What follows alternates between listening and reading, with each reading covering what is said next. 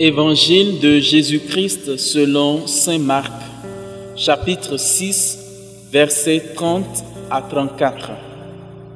En ce temps-là, après leur première mission, les apôtres se réunirent auprès de Jésus et lui annoncèrent tout ce qu'ils avaient fait et enseigné.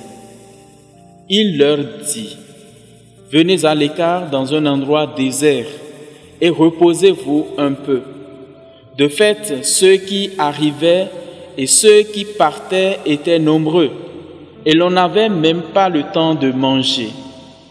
Alors ils partirent en barque pour un endroit désert, à l'écart. Les gens les virent s'éloigner et beaucoup comprirent leur intention. Alors, à pied de toutes les villes, ils coururent là-bas et arrivèrent avant eux. En débarquant, Jésus vit une grande foule. Il fut saisi de compassion envers eux parce qu'ils étaient comme des brebis sans berger.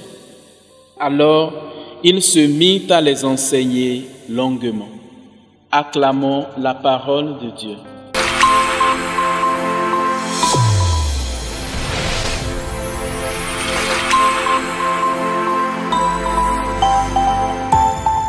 Chers frères et sœurs, auditeurs et auditrices de la Sève Coaching TV, nous vous saluons en ce 16e dimanche du temps ordinaire de l'année liturgique B. Nous sommes heureux des merveilles de Dieu dans nos vies, dans la vie de nos proches, de nos amis, ceux, celles qui ont déjà écouté leurs résultats et qui ont eu la joie de la réussite, nous les félicitons. Ceux et celles qui espèrent encore pour d'autres examens, nous les encourageons. Mais pour ceux pour qui les choses n'ont pas marché comme ils espéraient ou elles espéraient, confiance et courage. Le Seigneur est là et veut que nous allions encore plus loin, si nous le voulons. Dans l'évangile de ce jour, nous voyons Jésus qui est avec ses disciples et du retour de leur mission, ils font le compte rendu de la mission. C'est la première qualité que nous notons chez ces apôtres dans l'évangile de ce jour, la notion de compte rendu. Pouvoir rendre compte après une mission qui nous a été confiée.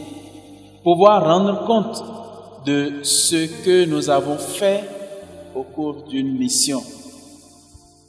Et après le compte rendu de la mission, Jésus demande à ses disciples de se retirer pour prendre un peu de repos. Le repos, en effet, chers frères et sœurs, est aussi utile pour une action plus florissante.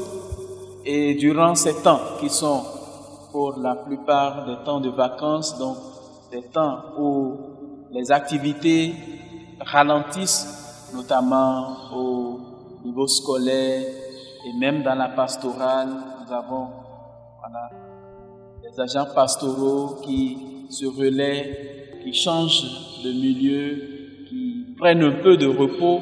Le repos est nécessaire pour la vie de l'homme. Et durant ce temps de repos, le temps des vacances, il ne faudrait pas perdre de vue qu'on est chrétien. En réalité, les vacances ne sont pas des moments où nous mettons notre vie spirituelle aussi en vacances, où nous n'allons plus à la messe, nos prières aussi sont en vacances, toute notre vie spirituelle est en vacances ou dehors. Non. Le temps des vacances est un temps aussi de changement d'activité, mais surtout de nouvelles perspectives pour reprendre. Et il y a beaucoup qui conseillent de changer de milieu, ne serait-ce que pour quelques jours, afin de se refaire davantage pour des défis encore plus grands. Et pour les enfants qui sont en vacances, Gardez-vous de ne vous accrocher qu'à la télé. Gardez-vous de ne passer que tout le temps à vous amuser. Parce que les temps de vacances, c'est aussi des temps où nous pouvons apprendre, où nous pouvons apprendre d'autres choses qui peuvent construire notre vie. Et tout cela pour le bien de notre corps, de notre santé. Et dans cet élan de repos, il y a une situation inattendue qui arrive. En débarquant, Jésus voit une grande foule parce que les gens ont deviné que Jésus allait se reposer. Et à pied, ils l'ont devancé sur l'autre rive. Et en débarquant, Jésus a de la compassion pour cette foule immense et commence par les enseigner.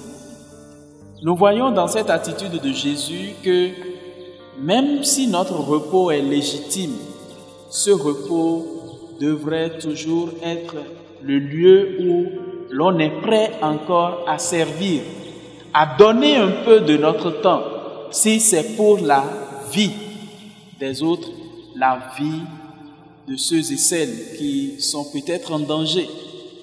Je suppose un médecin qui est en congé et qui est sollicité pour un travail ponctuel. Si la vie de l'autre nous tient à cœur et que nous sommes le seul à pouvoir rendre ce service, c'est bien de nous dégager pour aller le rendre pour la gloire de Dieu et de façon ponctuelle et après retirer pour continuer notre repos. Il ne s'agit pas d'être permissif ou d'être débonnaire, mais en même temps comprendre que l'urgence de la vie peut nous amener à sacrifier le repos pour un plus grand bien. Et cela nous aidera à davantage construire nos sociétés, à rendre ou donner la première place à ce qui doit l'avoir. Que le Seigneur lui-même nous donne, durant ces temps de repos, la grâce de comprendre que nous n'avons pas de repos en dehors de lui, le seul maître de temps et de l'histoire. Le Seigneur soit avec vous.